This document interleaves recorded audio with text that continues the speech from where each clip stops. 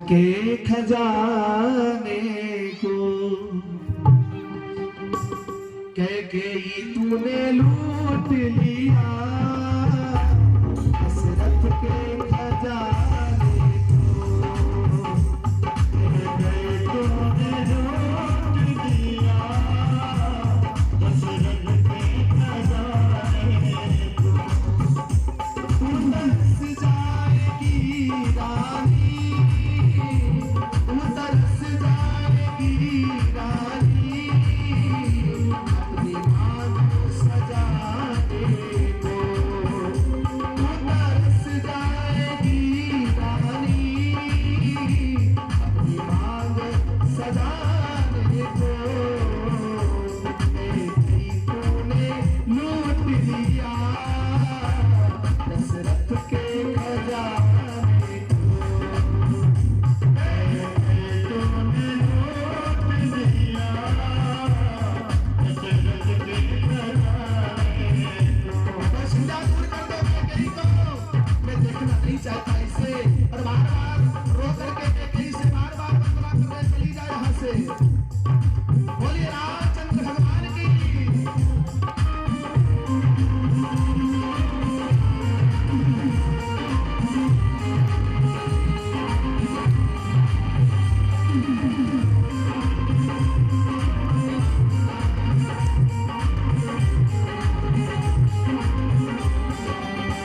तालियां बजाते हुए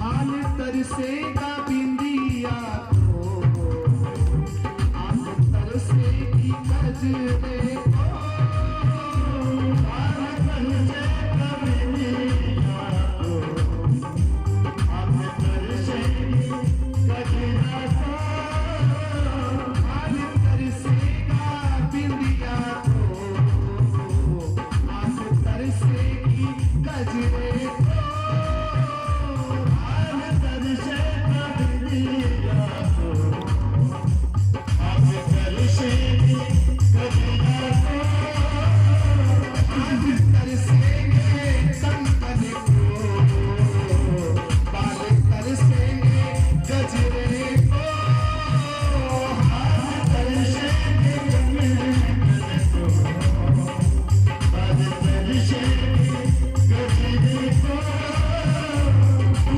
तरस जाएगी रानी, तू तरस जाएगी रानी, सबसे मिलने मिलाने को, तू तरस जाएगी रानी, तू तरस जाएगी रानी, सबसे मिलने मिलाने को।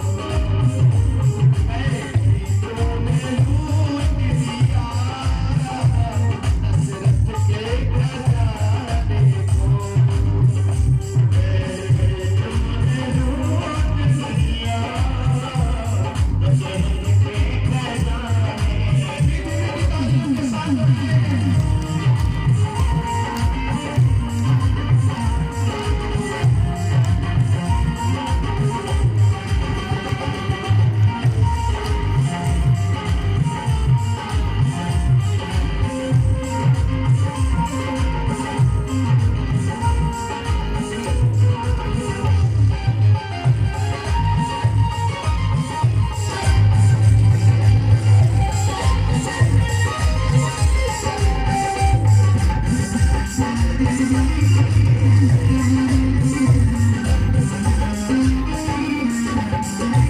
बार बार महाराज दशरथ कह रहे हैं, पता है कौशल्या, इस पापिनी के मन में कितनी जिद है, मार पाई ना ये मन को, तूने जाना ना धन जन को, मार पाई ना तू मन को, तूने जाना ना है धन को, मार पाई ना तू धन को, तूने जाना ना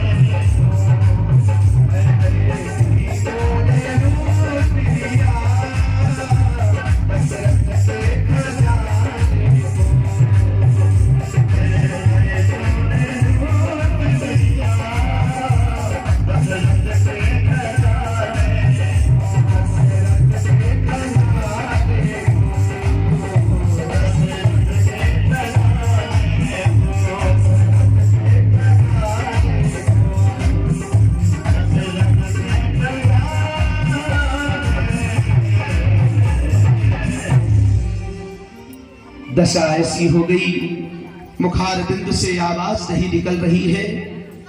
माता कौशल्या बार बार जलपान कराती है, लेकिन पात्र को हटा देते हैं महाराज दशरथ। जल मत तो मुझे तो किस दे दो। इस पापिनी के वचन देकर मैंने महापाप कर दिया। मुझे विश्वास नहीं था कि ये वही कैकेयी है जिसमें जरा सी चोट यदि राम को लग जाए तो अयोध्या में हाहाकार मचाने वाली ये कैकेयी आज मेरे फूल जैसे राम को 14 वर्ष के लिए वनवास भेजने का कहां से मन में हृदय में ऐसा पत्थर रख लिया। इससे ये क्या कर रही है ये?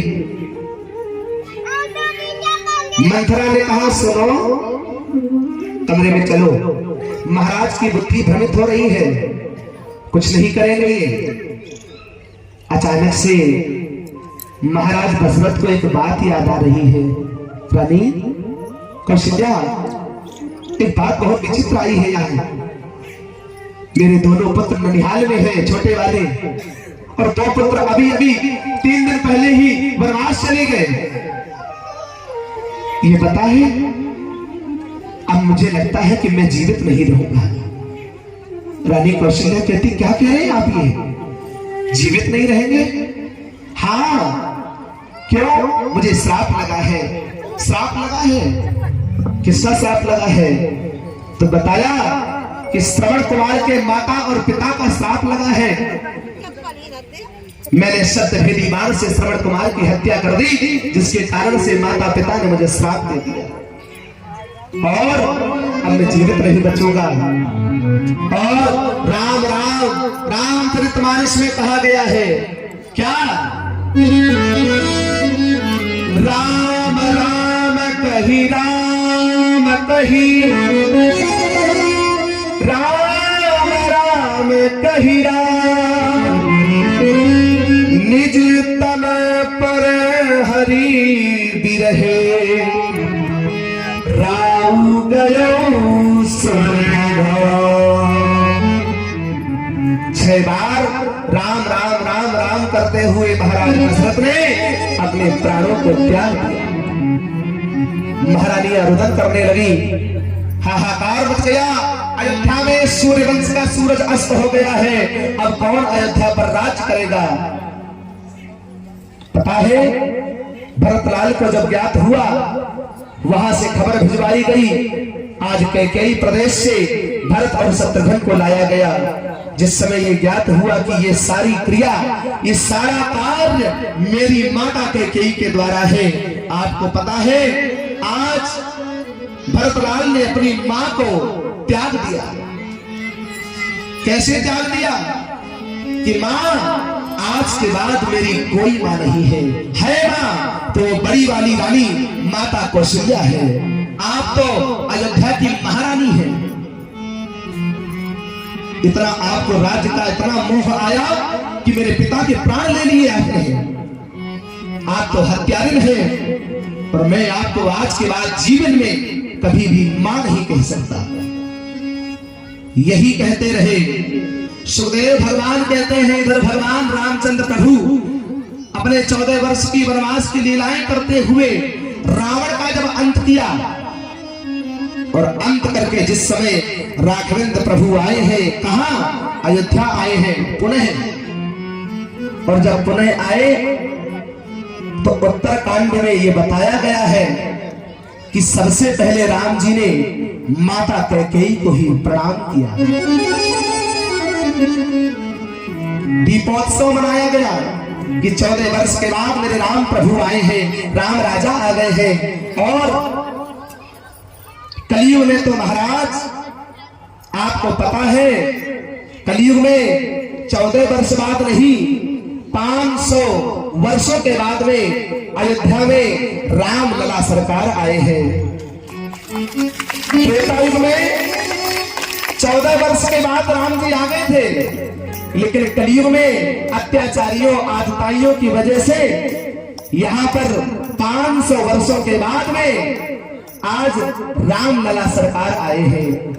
22 जनवरी 2024 के दिन ठीक 12 बजे हमारे माननीय श्री प्रधानमंत्री के नरेंद्र मोदी के कर कमलों द्वारा रामलला सरकार का वहां पर मंगल स्थापना हुई, प्राण प्रतिष्ठा का महोत्सव हुआ। भारतवर्ष ही नहीं, बड़े बड़े देशों से सभी लोगों ने आकर के उस दिव्य झांकी का दर्शन किया है। और विचित्र बात बताएं, हमने तो फोन में देखा है, जिन अरुण योगी राज जी ने भगवान रामलला को श्रृंगार से सजाया है, मूर्ति को बनाया है, वो कहते हैं कि अयोध्या में राम मंदिर के अंदर गर्भगृह में जो मूर्ति विराजमान है वो लगता है कि मैंने नहीं बनाई। क्यों? आकृति बदल गई है। रामलला सरकार जब विराजमान हुए थे तब कुछ और आकृति थी, अब देखो तो रामलला सरकार केवल 6 वर्ष के हैं और मंद मंद मुस्कुराते रहते हैं। यही मुस्कुराहट भगवान की बड़ी सुंदर है। और इसीलिए राम जी की, श्याम जी की यही तो नेत्रों की अद्भुत की अटपटी नजरियों से भगवान जादू कर देते हैं। तो आइए जिस पर ठाकुर जी ने जादू किया है। अब अरे कर गई कर गई कर गई कर गई कर गई कर गई रे के बिहारी की अखियां जादू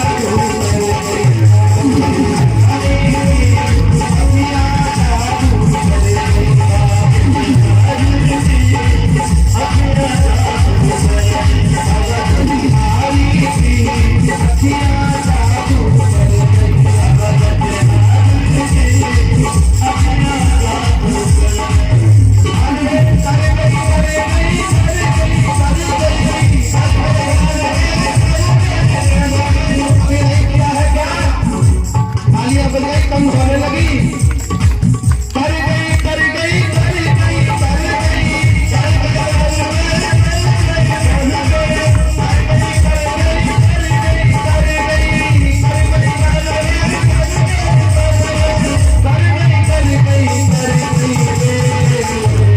बाके बिहारी की अगर बिहारी की अखियां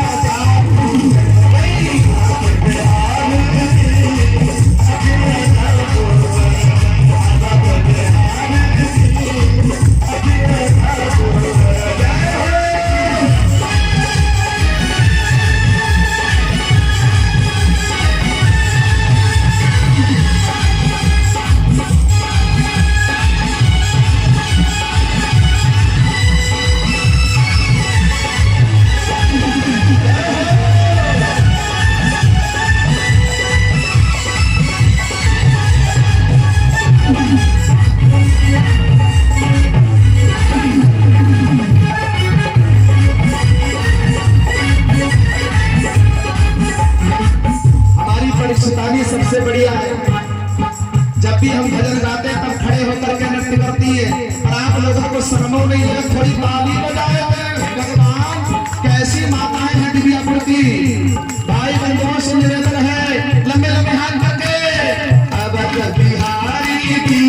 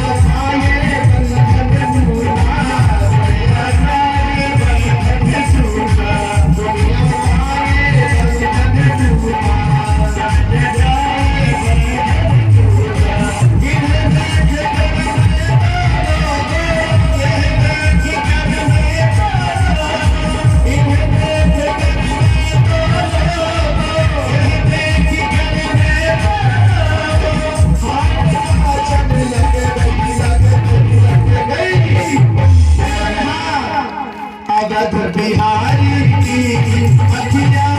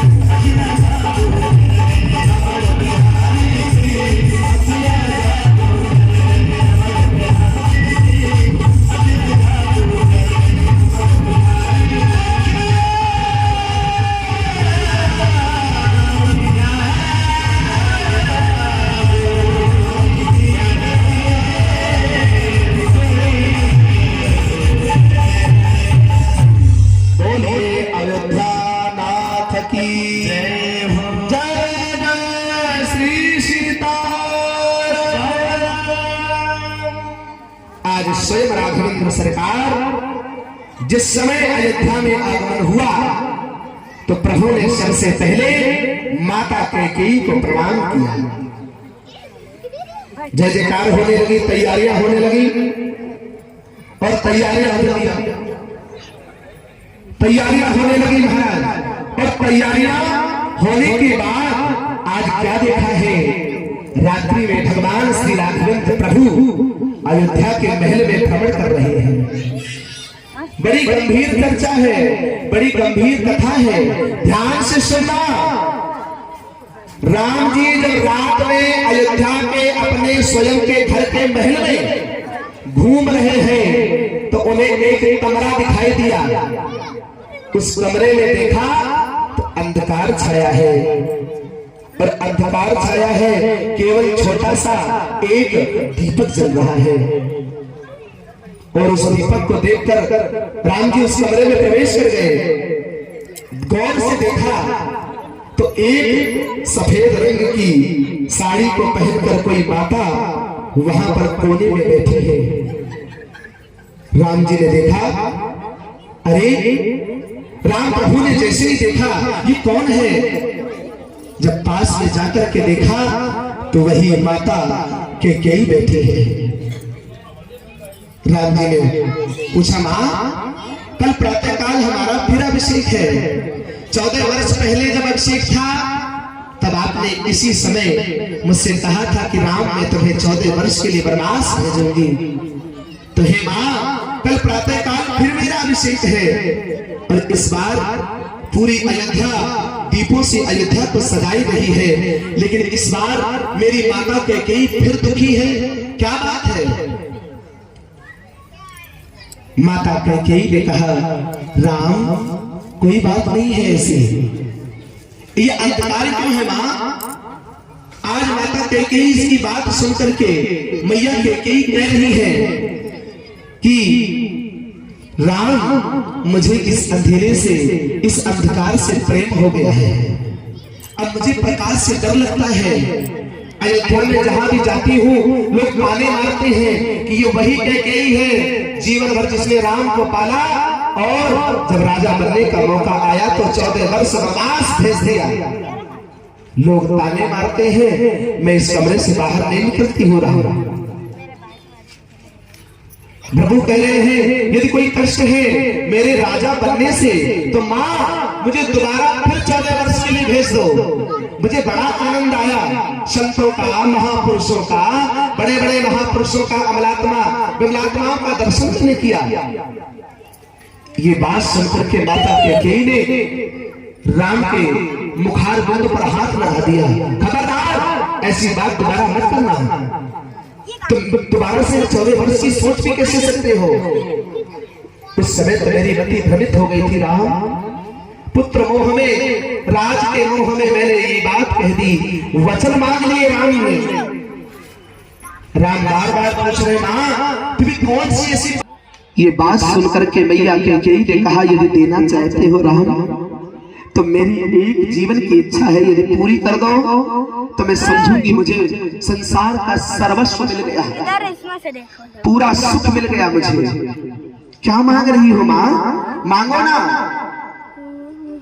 पता है साड़ी के पल्लू को फैला करके मां ने कहा, राम यदि देना चाहते हो तो एक चीज दे दो।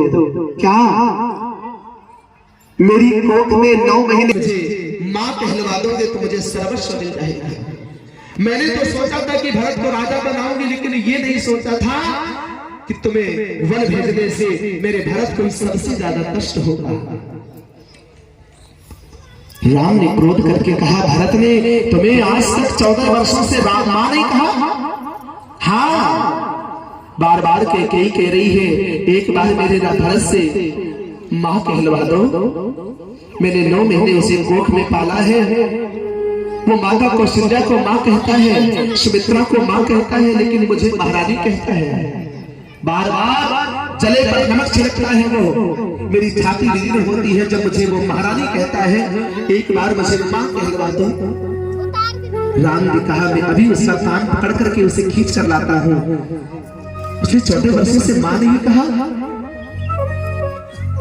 राम जी उठ करके भरत के महल में जाने कि स्वयं राघवेंद्र प्रभु माता कैकेयी के कक्ष से आ रहे हैं। भरत जी चरणों में गिर पड़े, प्रभु आप मुझसे सब कुछ कहना, मैं सब कुछ करने के लिए तैयार हूँ। संसार का, ब्रह्मांड का जितना भी कार्य है, जो आप आदेश करोगे सब करूंगा। केवल उस अपनी पापनी को मां कहने के अलावा सब कुछ मैं करूंगा। मां नहीं कह सकता मैं। ये सुन करके राघवेंद्र प्रभु के नेत्र खुले के खुले रह गए। क्यों? भरत जी कहते हैं जिसने हमारे प्रभु को उससे दूर कर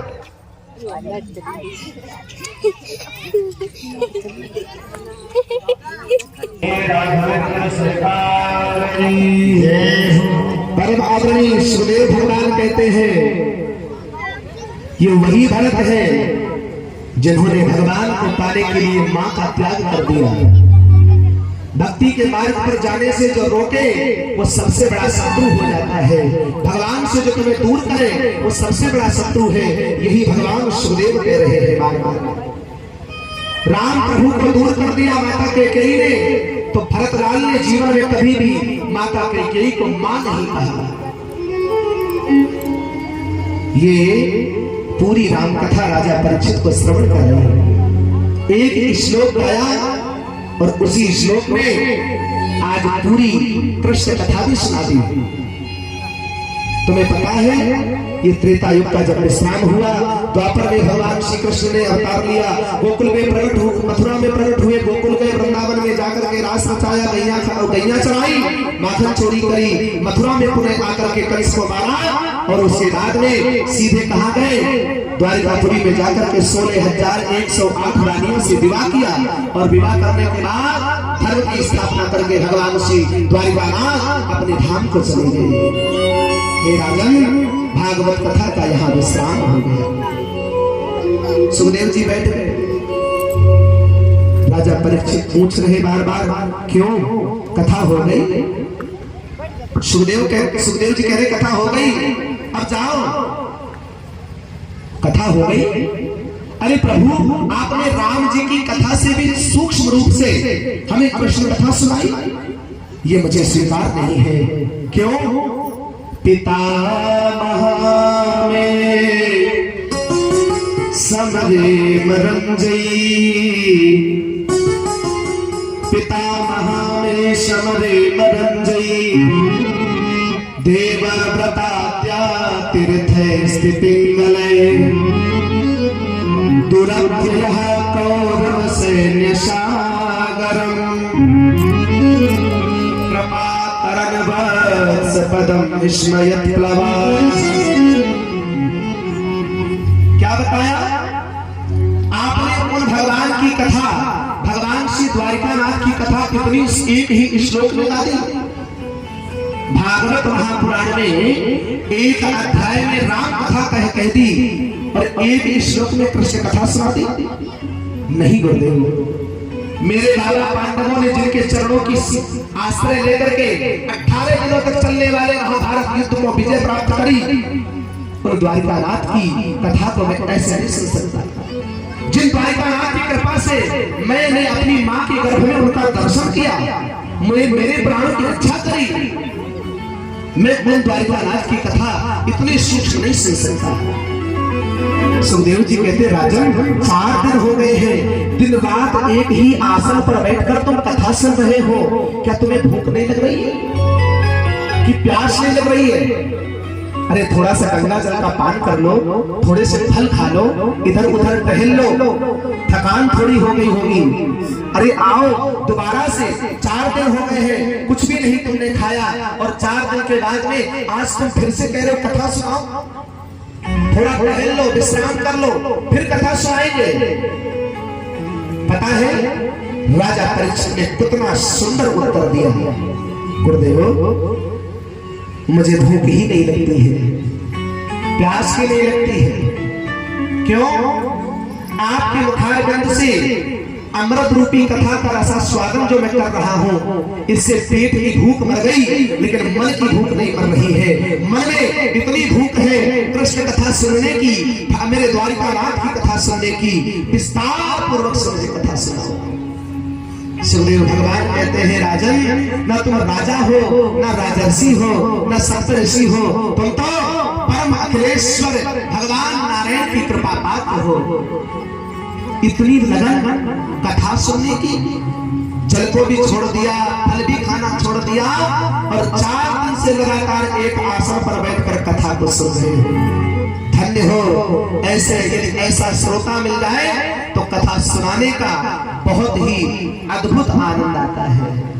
अब मैं तुम्हें कृष्ण कथा सुनाऊंगा। पर भगवान का जन्म कहाँ हो रहा है? मथुरा नगरी में। राम जी के सबसे छोटे भाई शत्रुघ्न जी ने जिस नगरी में राज्य किया, मधुपुरी में, उसी मधुपुरी का नाम है मथुरा। तो आइए बड़े भाव के साथ में बाल रूप का नेत्र बंद करके मीठी मीठी तालियों के साथ में थोड़ा सा गुणगान करें और फिर मथुरा नगरी में प्रवेश करें। मतवारी जाकी चाल मेरो यशोदा को लाल, मतवारी जाकी चाल मेरो यशोदा को लाल, मतवारी जाकी चाल मेरो यशोदा को लाल, मेरो यशोदा को लाल, मेरो यशोदा को लाल, मेरो यशोदा को लाल, मेरो नंद जी को लाल, मेरो यशोदा को लाल, मेरो नंद जी को लाल। मतवारी मतवारी मतवारी जाकी चाल मेरो यशोदा को लाल, मतवारी जाकी चाल मेरो यशोदा को लाल। मैं ब्रजवासी हूँ और मोए अपना रूप प्रकट करना पड़ेगा, इसीलिए हे मेरी मैया दिव्यापुर की माताओं, अपनी तालियां, अपने हाथ ठंड लग रही हो तो खोल लो, मीठी मीठी तालियां बजाते हुए। जाके गोल गोल गाल मेरो यशोदा को लाल, जाके गोल गोल गाल मेरो यशोदा को लाल, जाके फूल भर वाले बाल मेरो यशोदा को लाल, जाके घूमर वाले बाल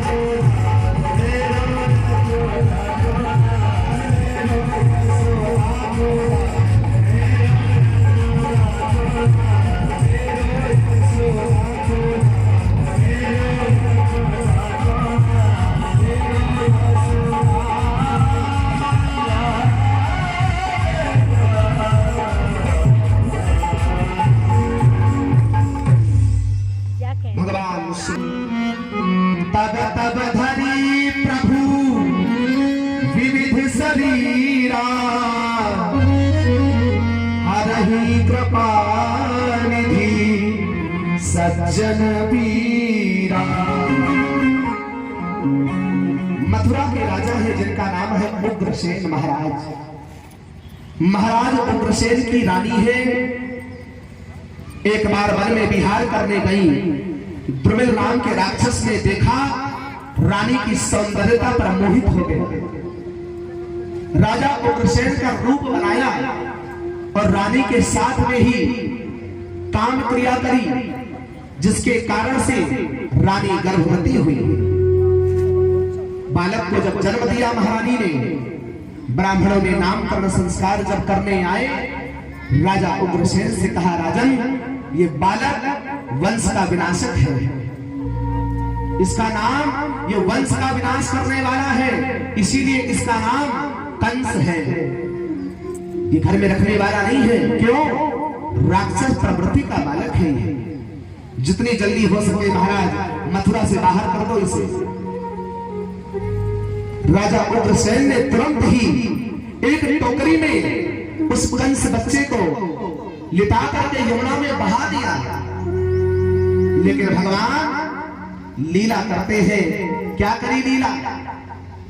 इधर वसुदेव के जो पिताश्री है, जिनका नाम है महाराज सूरसेन, ये यमुना नदी में ही स्नान कर रहे थे, संध्या कर रहे थे, और बच्चे के रोने की आवाज सुनाई पड़ी। देखा कि यमुना नदी में कोई बच्चा बहता हुआ आ रहा है। टोकरी से उठाया, घर ले आए। देवी, हमारे भगवान ने एक बालक दिया था, एक कन्या दी थी। कन्या कौन है? सूरसेन के एक पुत्र है जिसका नाम है वसुदेव, और एक कन्या है जिसका नाम है प्रथा। लेकिन उस प्रथा नाम की कन्या को कुंती भोज राजा ले गए, उसे गोद दे दिया, जिनका नाम कुंती पड़ा है, जो पांडवों की माता है। लेकिन आज सूरसेन महाराज कहते हैं, कन्या को मैंने गोद में दान कर दिया तो भगवान ने देखो एक बालक मुझे फिर दे दिया, इसका भी पालन करो। आज यही कंस वसुदेव के साथ में सूरसेन के घर में पलित हो रहा है, बड़ा हो रहा है। जब उम्र बढ़ी, एक दिन नारद जी ने आग लगा दी। क्या बता दिया? कि जहां पर रह रहे हो, जहां का अन्न खा रहे हो, ये तुम्हारा असली घर नहीं है।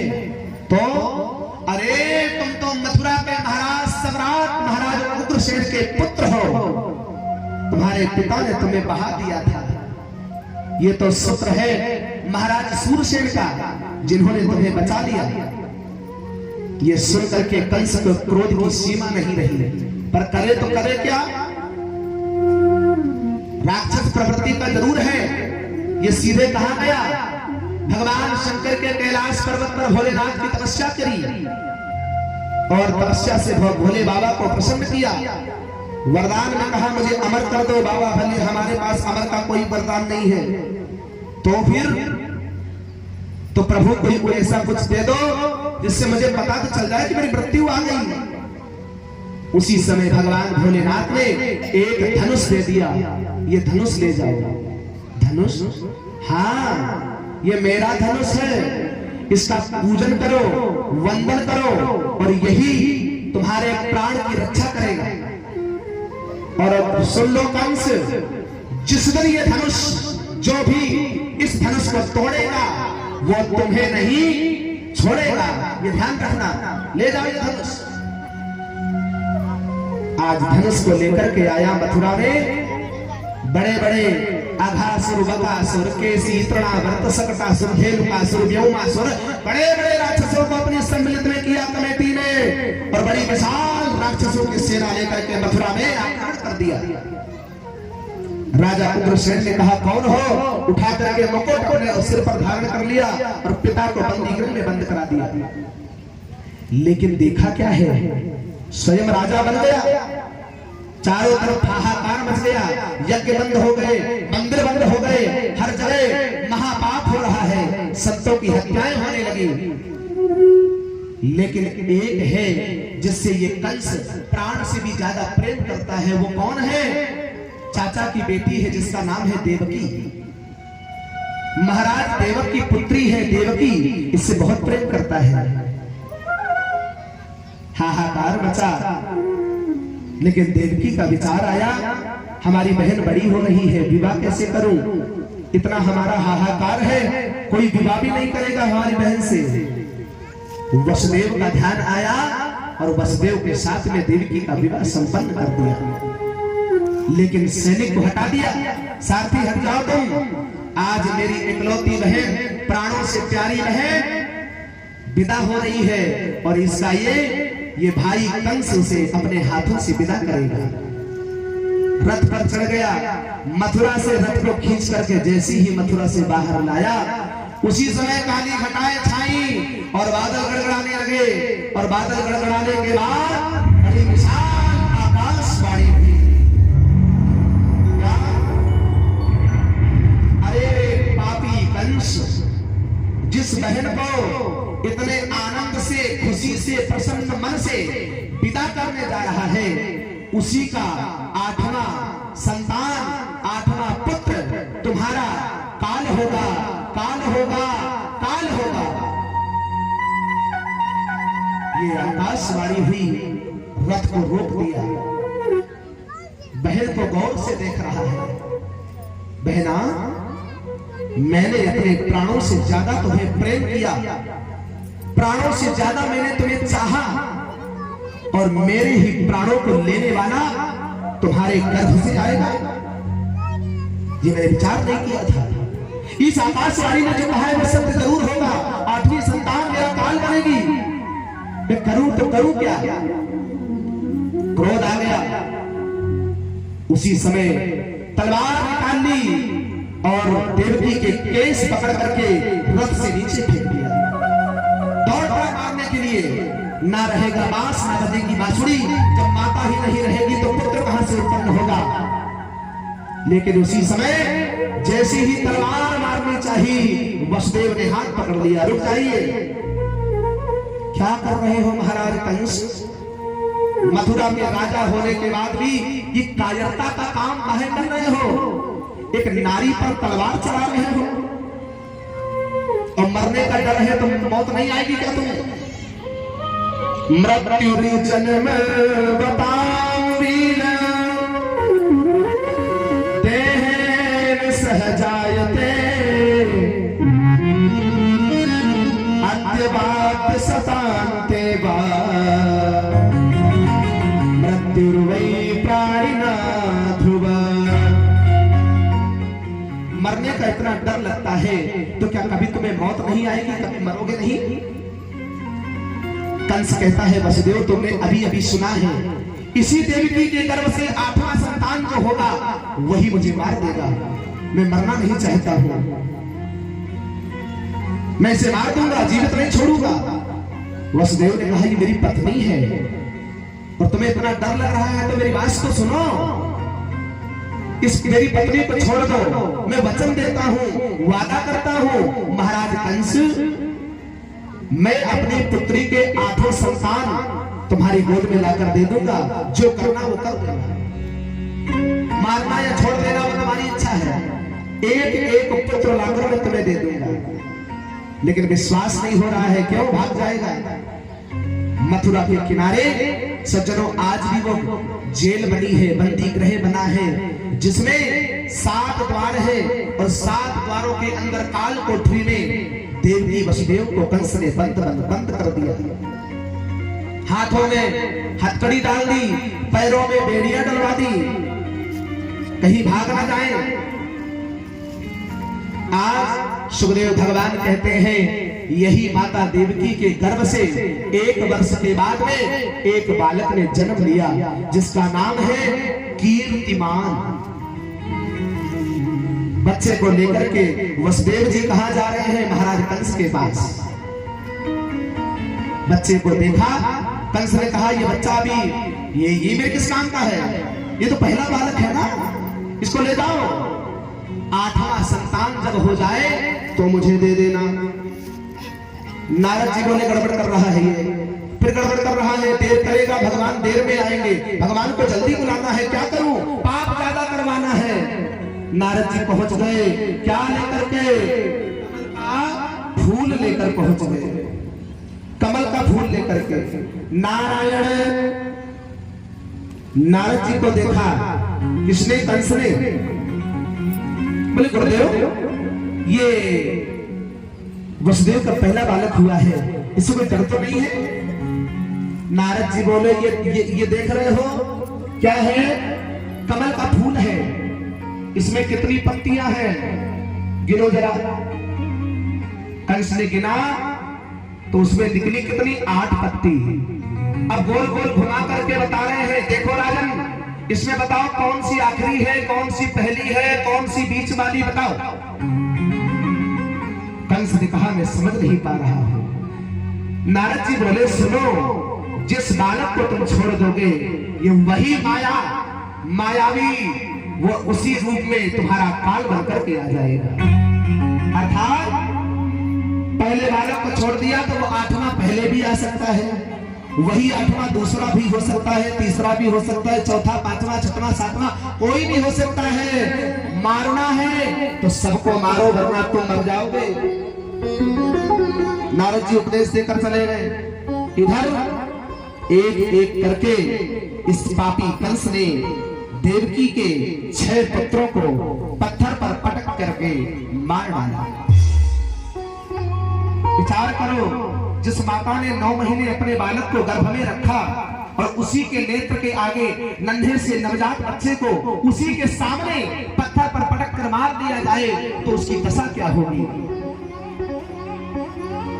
नेत्र फटे रह गए। जो बालक होता है वसुदेव जी लेकर चले जाते हैं। माता देवकी चिल्ला चिल्ला करके रोती है, लेकिन कोई फर्क नहीं पड़ता है। 7वें में स्वयं शेषा अवतार लखनलाल आज बलराम के रूप में माता देवकी के गर्भ में आए, लेकिन भगवान को चिंता होने लगी, ये तो मेरा शेषा अवतार है, और शेष यदि ये इसने जन्म लिया तो कंस मामा आकर के इसे भी मार देंगे। क्या करें? इनको तुरंत ही महाराज वसुदेव की जो दूसरी पत्नी है, जिनका नाम है रोहिणी, उनके गर्भ में प्रवेश करा दिया। अब 8वें नंबर में माता देवकी का पूरा गर्भ स्वच्छ है और उसमें भगवान की एक छाया रूपी जीवात्मा आकर के प्रवेश कर गई। अब कंस को चिंता हो रही है। नारद बाबा बोले, चलो थोड़ा मजा करते हैं, क्या कंस को डराना है? नारद जी फिर आए, बोले चाय बिस्कुट नाश्ता कराओ, बड़ी अच्छी बात लेकर के आए हैं, तुम्हें बढ़िया बताएंगे। नाश्ता बिस्कुट आ गए, चाय रखी है नारद जी के सामने। और कंस पूछ रहा है, गुरुदेव, ये जो 8वां बालक है इसको मैं पहचानूंगा कैसे? ये जो आएगा कैसा होगा? नारद जी बता रहे हैं, वो काला काला होगा, ये ध्यान रखना, वो मुरली वाला होगा, वाके केस भी काले होंगे, वाको रंग भी काला होगा, बाकी चाल भी टेढ़ी होगी, वो मुरली वाला होगा, काला ही काला होगा। अब तुम्हें ध्यान देना है महाराज कंस, अब कैसे भी करो और उसको ध्यान से रखना। सुखदेव जी कहते हैं, नारद जी जब से ये बता गए तब से कंस थाली में रखी कटोरी में दाल में जीरो दिखा जाए काला काला, इतना डरता है। रात्रि में पूरे महल में प्रकाश करा लेता है, अंधकार काला होता है, उससे भी डर लगता है उसे। और धीरे धीरे आए गयो कौन सो महीना, अरे जी बताए दो जल्दी से। भादो को महीना, कृष्ण पक्ष, अष्टमी तिथि, रात्रि के ठीक 12 बजे भगवान मैया देवकी के सामने प्रकट हो रहे हैं। बोलिए भागवत भगवान की, बालकृष्ण लाल की। दिव्यापुर में कंस की बिरादरी के ज्यादा लग रहे, हमें लगा कंस पे ज्यादा डर लगे। अरे कंस सो रहा है, भगवान देवकी के यहाँ प्रकट हो रहे हैं, थोड़ा जयकारा तो बोलो, कंस नहीं उठेगा, डरो मत। बोलिए बाल कृष्ण लाल की।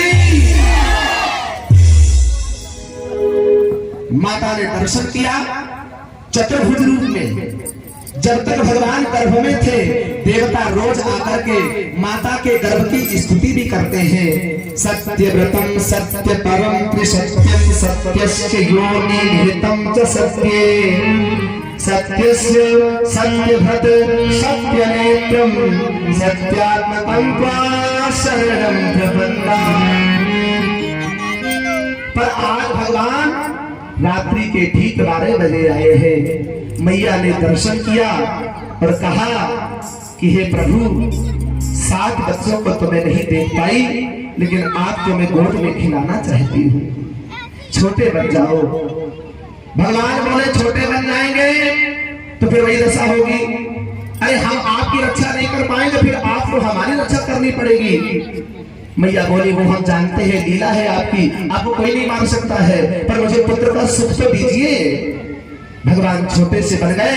माँ ने खूब लाड लड़ाया, लेकिन भगवान बोले ये लाड लड़ाना अभी ज्यादा मत लड़ाओ, समय ज्यादा नहीं है, कंस कभी भी आ सकता है। ऐसा करो जल्दी से जल्दी मुझे यहाँ मथुरा से यमुना पार करके गोकुल में नंद रानी के बगल में नन्ही सी कन्या है उसके पास में लिटा दो, वहां से जो कन्या है उसको यहाँ पे ले आओ।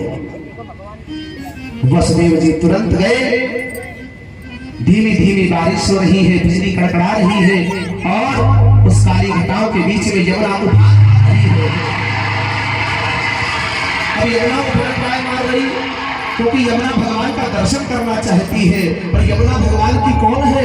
बोले पत्नी। अब देखो पति को दर्शन करने के लाने तो उछल तो रही है, लेकिन ससुर जी डूब जाए, पहले दाढ़ी डूब जाए, अपने ससुर जी बीच में आ जाए, डलिया ऊपर रखे हैं, पैर नीचे। भगवान का जब हुआ तो यमुना ने चरण को स्पर्श करके बिल्कुल शांत हो गई। गोकुल में जाकर के यशोदा के बगल में आज क्या देखो है, नन्ही सी बालिका है, बड़ी रो रही है। क्यों? ये कन्या क्या है? कन्या माया है। भगवान ब्रह्म है, जहां परमात्मा होते हैं वहां पर सारे बंधन खुल जाते हैं, और जहां माया आ गई वहां बंधन बंध रहा है। कौन सा बंधन? भगवान को लिटा करके माया को ले जाकर के आज मथुरा में जैसे ही कंस के कारागृह में वसुदेव जी प्रवेश कर गए, तो आज उसी समय ये कन्या चिल्ला चिल्ला करके रोने लगी, और रोने की आवाज सुन करके सारे मथुरा के वासी बोले है गयो, कंस को काल है गयो, अब क्या होगा? महाराज कंस को जैसी खबर लगी दौड़ करके आया, ये आठवीं संतान है, देवकी की आठवीं संतान मुझे दे दो, मैं इसे मार करके अमर होना चाहता हूँ। आज माता देवकी ने कहा ये आठवीं संतान में पुत्र नहीं है तो कन्या हुई है, ये छोटी सी कन्या आपको क्या मारेगी?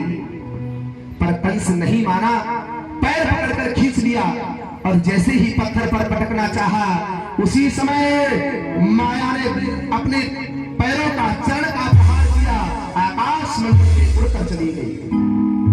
कौन सा रूप बनाया? महामाया जगदम्बा पराम्बा महाशक्ति माता कात्यायनी का रूप बनाया। अष्टभुजा स्वरूपिणी माता जिस समय प्रकट हुई, नेत्र लाल करके कंस की तरफ देख करके क्या कहा माने? किम मया हतया मंद जातः खलु तवान्तकृत यत्र त्ववा पूर्व शत्रुर्मा श्रीण काल व्रथा। अरे पापी कंस, दुष्ट पापी, मेरे जैसे नन्हे नन्हे 6 पुत्रों को मारकर क्या मिला तुझे? तुझे मारने वाला इस ब्रज में उत्पन्न हो चुका है, अवतार लेकर जन्म लेकर आ चुका है। थर थर कांप रहा है कंस, हाथ जोड़कर कहता है माँ बता दो कहां पर प्रकट हुआ है ये? माता ने कहा अरे पापी, यदि मैं बता दूंगी तो जाकर मार देगा, मैं नहीं बताऊंगी। और माता वहीं पर अंतर ध्यान हो गई। बार बार वसुदेव जी से, देवकी जी से ये कंस क्षमा मांग रहा है, काम हो गया। और सुखदेव जी कहते हैं अब जब कंस को यही दुखी होन दो, सोचन दो, रोन दो, गिड़गिड़ान दो, हम लोग चल रहे कहां? गोकुल में। नंद बाबा गोकुल के राजा हैं, और गोकुल के राजा होने के बाद भी आज नंद रानी के कोई लालय नहीं है। आज का भयो पता है, बड़े बड़े ब्राह्मण जिमाए, संत जिमाए, हवन करो, यज्ञ करो, सब कछु करो, लेकिन लाला भयो नाए। लेकिन आज मैया जसोदा जब गर्भवती भई तो मैया जसोदा की और नंद बाबा की दो बहनें हैं, और मैया जसोदा की दो ही नंद है, जाको नाम है नंदा और सुनंदा। ये दोनों 6 महीना पहले ही से आए के रह रही है। काहे के मारे भाभी के जब लला होगो तो मोए भाभी के गले को 9 लखा हार मिलेगो। एक दिन नंदा सुनंदा दोनों लड़ गई, बोली सुनो जी यदि लला भो तो ये 9 लखा हार मेरो। सुनंदा बोली सुनो यदि लाली भाई तो 9 लखा हार मेरो। और नंदा ने उसी समय सुबह देखा कि आज भाभी तो उठी नहीं है। गई कमरा में देखो क्या है, झीनी झीनी चुदरिया ओढ़े, नीलांबर स्वरूप है, और एक यशोदा भाभी के बगल में नेक सो लाला लेटे हुए।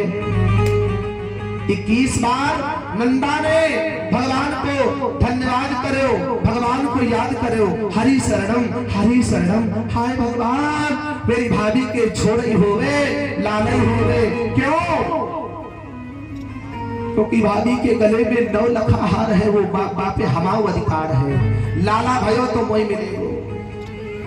आज मैया जसोदा के बगल में जो लाला पड़ा है, बाको झीनी सी चुनरिया हटाए के जिस समय देखा तो नीलमणि नीलांबर स्वरूप भगवान का जिस समय बालकृष्ण प्रभु का दर्शन किया, आज वो उछल गई, नाचने लगी। बोले बालकृष्ण लाल की, नंद के लाला की। हाथ में थरिया नहीं, बेलन लो, पूरे घर में धन धन बजा के घूम रही है, और बजाती घूम रही। बधाई है, बधाई है। एक बार दिव्यापुर वालों हाथ उठाकर बोलो बधाई है। नहीं बोल पाए, मजा नहीं आ रहा। ब्रज में 90 साल की टुकड़ियां बोले बधाई है, दांत में नहीं है, मुंह में। वो टुकड़ियां सज के आ रही है लाला के घर में। क्या करने? लाला को बधाई देवे। दिव्यापुर में जई तो देख लो मैं कितनी ताकत है, जितनी ताकत हो भले ही 2 रोटी शाम को ज्यादा खा लीजो, लेकिन यहाँ बोलियो नहीं थोड़ो ज्यादा। अरे बधाई है। नंद के यहाँ पर लाला को जन्म भयो, सारे ब्रज में पता चल गयो। आज सब डुकरिया, कन्याएं, बूढ़ी बूढ़ी माताएं सब मैया जसोदा को बधाई देवे के लाने आए रही हैं। तो बताओ जहां से कौन कौन चलेगो? एक ही 2 लोग चलेंगे, है भगवान? घर में का मना करी गई का? हमें तो यही लग रहा है। कौन कौन चलेगा बधाई देने? ऐसे नहीं बधाई मिलेगी। थोड़ा सा अपनी जगह पे खड़े होके बढ़िया ठुमक करके नाच करके बधाई लेना, तभी बधाई मिलेगी। ठीक है, तो आइए बड़े भाव के साथ में बधाई गाएं। मैं तो नंद बाबा के घर जाऊंगी। खड़ी नहीं भाई, बधाई नहीं चाहिए। लाला के घर चलो। मैं तो नंदी से खड़ी जैसे बारात में आई हो, खड़ी ना हो बधाई ना मिलेगी ऐसे। मैं तो नंदी बाबा के घर जाऊंगी, मैं तो नंदी बाबा के घर जाऊंगी। बधाई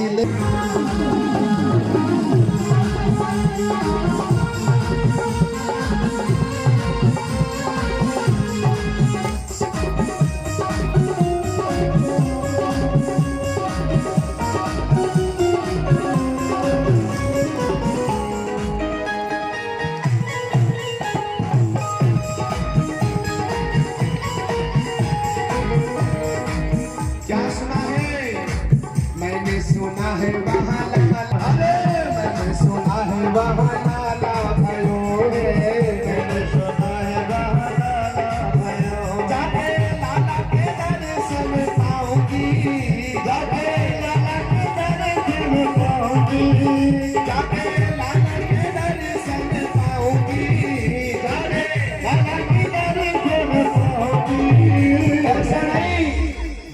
उठा करके अरे हाँ बधाई लेके आओगी, अरे हाँ बधाई लेके आओगी, बधाई लेके आओगी।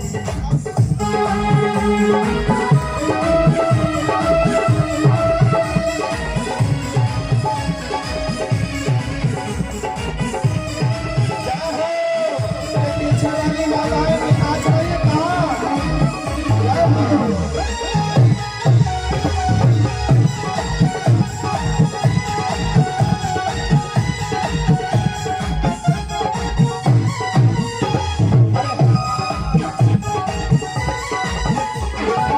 क्या क्या मिल गया टुकड़ियों को पता है? गौने में लाई है पचरंग साड़ी, गौने में लाई है पचरंग साड़ी, गौने में लाई है पचरंग साड़ी, गौने में लाई है पचरंग साड़ी। जयपुरिया लहंगा पे घोटे की किनारी, जयपुरिया लहंगा पे घोटे की किनारी, अरे जयपुरिया लहंगा पे घोटे की किनारी, जयपुरिया लहंगा पे घोटे की किनारी। बामे लहर लहर लहराओगी, बामे लहर लहर लहराओगी, अरे बहना लहर लहर लहराओगी, बामे लहर लहर लहराओगी। हाँ बधाई लेके आओगी, अरे हाँ बधाई लेके आओगी, अरे हाँ बधाई लेके आओगी। चलो बहना झूमते हुए आईना में लगी हाँ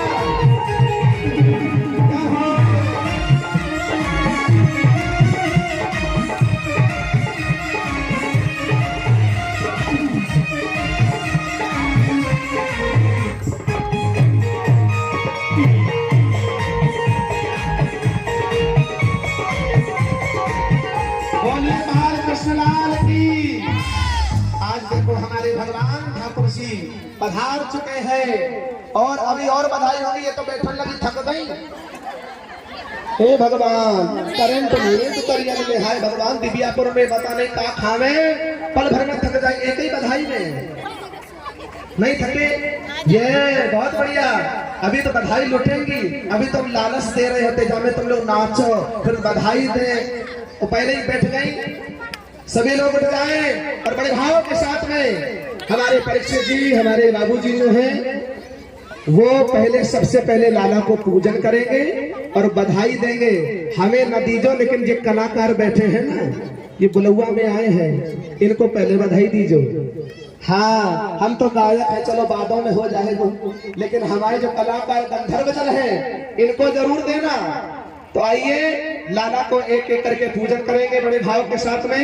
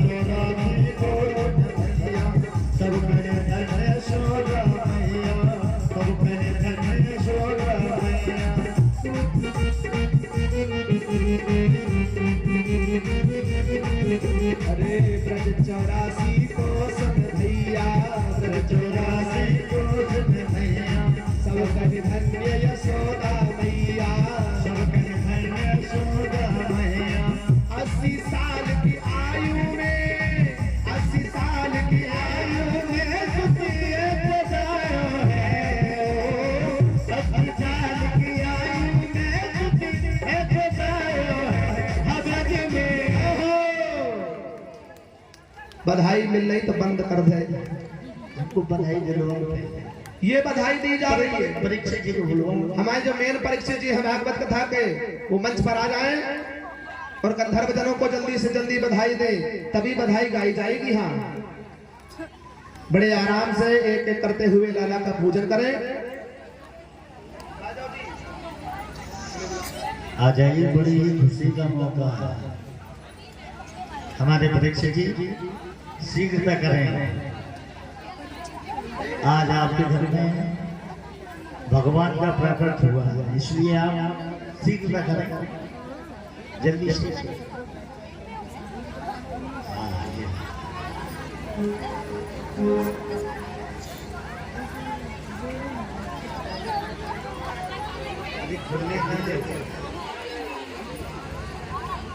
खुला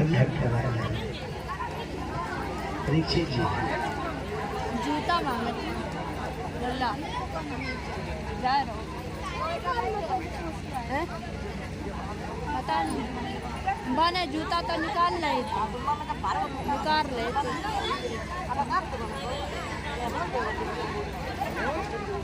बोलिए नंद के लाला की, आज के आनंद की कोई भी छूटे ना। सभी लोग नंबर बाय नंबर से पूजन करते जाएं और मंगल बधाई गीत का आनंद लेते जाएं। गंधर्व जनों को जल्दी से जल्दी बधाई दे और आनंद ले। भगवान श्री श्याम सुंदर प्रभु का आज गोकुल में अवतार हुआ है। सुखदेव भगवान के सहित में राजा परीक्षित आज सुखताल में आनंद की बौछार उछल रही है और इधर दिव्यापुर में भी आज आनंद नहीं महाराज, परम आनंद प्रकट हुआ है। तो आइए बड़े भाव के साथ में सभी लोग मंगल गान का